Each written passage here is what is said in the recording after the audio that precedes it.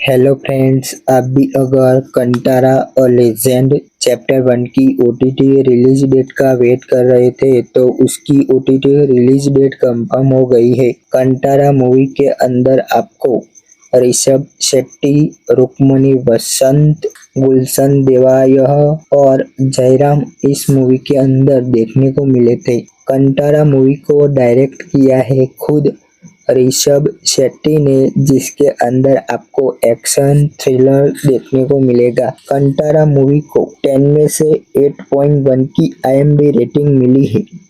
Kantara a legend chapter 1 को अगर आप लोग देखना चाहते हो तो इसे आप 31 अक्टूबर से अमेज़न प्राइम वीडियो पर देख सकते हो, जिसे तमिल, तेलुगु, कन्नड़ा और मलयालम भाषा में देख सकते हो। इसका हिंदी वर्जन भी शायद उसी दिन रिलीज कर दिया जाए। अगर हिंदी डब में 31 अक्टूबर को नहीं आती है तो ये मूवी आपको 26 नवंबर को हिंदी में अमेज़न प्राइम वीडियो पर देखने को मिलेगी। वीडियो अगर आपको पसंद आई हो तो हमारी यूट्यूब चैनल को सब्सक्राइब कीजिए। जो भी छूने को चले